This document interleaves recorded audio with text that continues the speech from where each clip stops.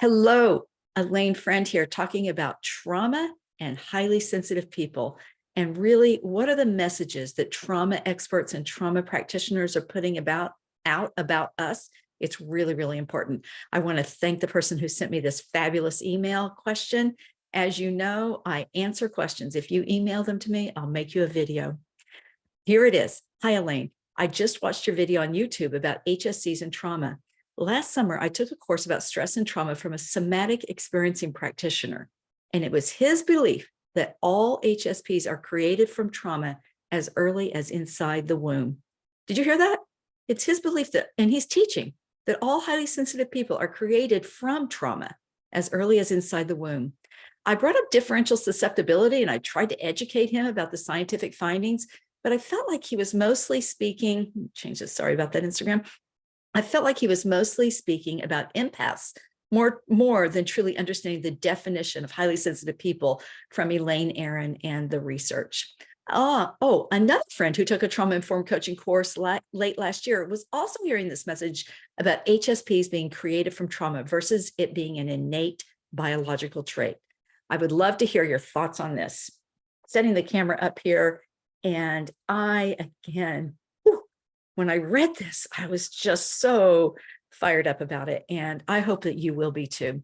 Look, I hope you all know. And if you don't, let me tell you now, high sensitivity is a scientifically defined and researched trait that people are born with. It's innate. That's what it means. You are born with it. It's a way of existing in the world. It's called sensory processing sensitivity. It is not made from trauma. Trauma does, however, impact us greatly.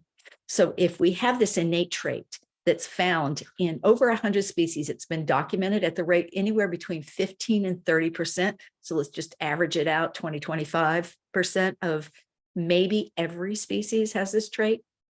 Well, that is way too many to be a disorder or an illness or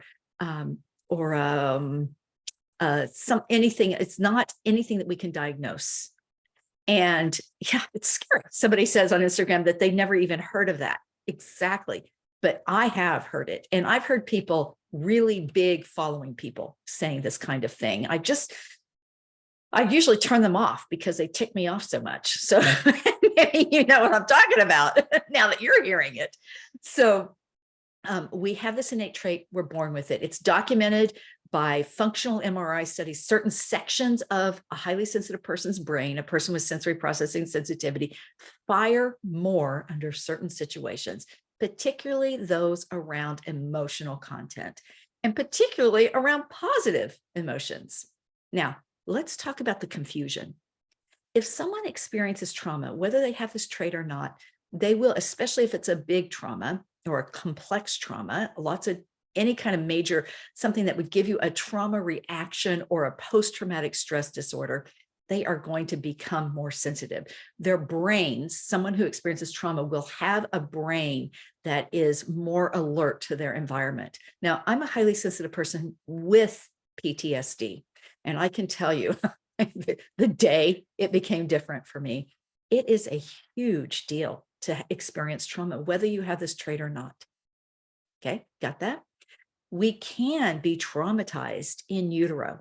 Absolutely. It's true. Here's another thing. Babies under the age of 2, I would say on the average, are more sensitive than older children. So when you're very, very young, think about what a baby needs to survive.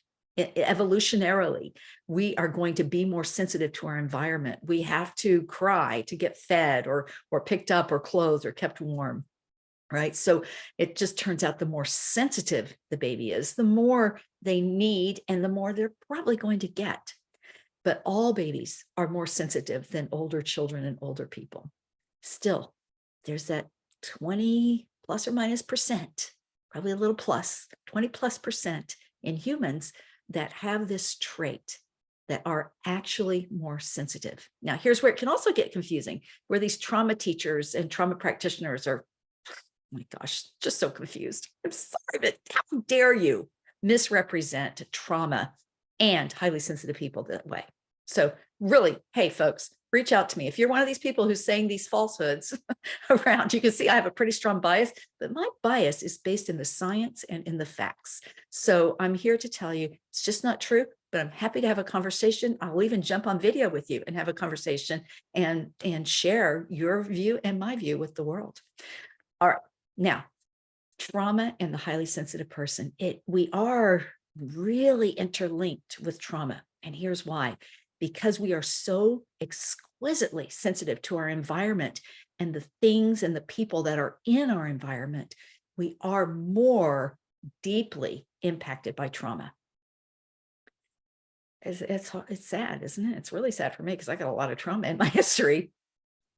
But even the little t traumas, these are things that a person who's not highly sensitive they're likely not to be impacted by them unless they're a baby or an infant. And I once heard a really interesting statistic about trauma in babies and under 2-year-olds, that even if they're not highly sensitive, a caregiver who is 20% less available, maybe because there was illness in the family, or a primary caregiver lost someone to death, or some horrible cultural thing was happening, even if they're so tuned in, they're 20% less available. That will be experienced as trauma by a baby.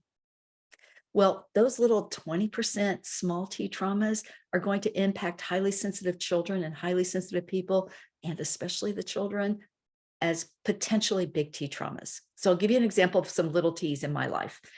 Let's see. A harsh teacher in first grade, being left at the preschool without enough preparation, being told to, if I didn't stop crying, I'd be given something to cry about. The other kids being what I perceive as mean. And this is why I want you to take the word bully out of a sensitive child's life. We think everybody's bullying us. We are traumatized by these difficult social interactions as little sensitive children, but usually they're not actually bullying.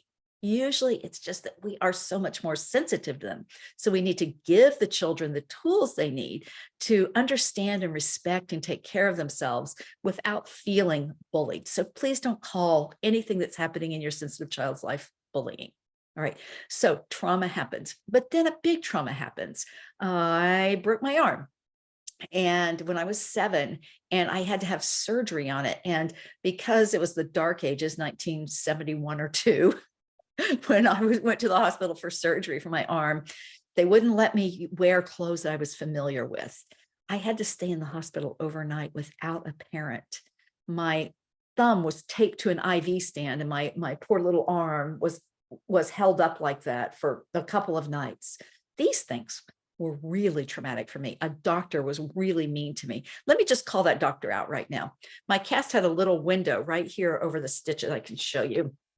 Can you see in the camera? Barely. This is called Katie the Caterpillar. There were a bunch of stitches right there. They re-broke my arm and went in, made a surgical incision and put a pin through the bone to re-straighten it. I was a high sensation seeking little 7-year-old. So I spent my summer still riding horses and running and jumping. So my arm grew back together crooked.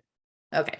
So the doctor came in and pulled the gauze out of the window in the cast and started picking at the stitches with tweezers to check them. Now, maybe that's fine. It hurt, and I was scared, and I was whimpering. I wasn't even crying out. I was whimpering.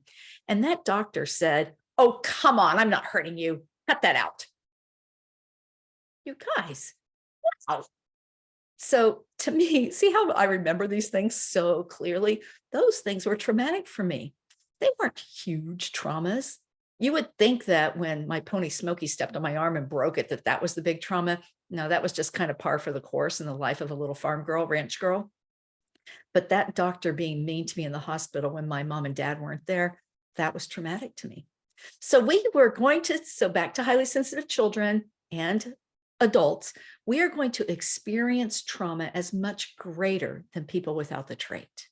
So that's why it can get a little, I can't think of the right word. Let me make up a word. Confabulated.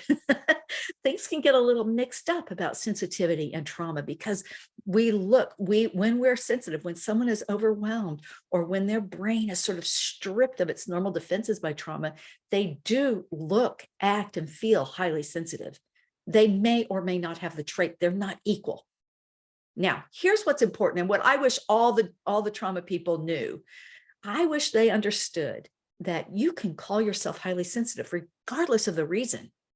Because what's good for highly sensitive children, what's good for highly sensitive people, it's good for everybody.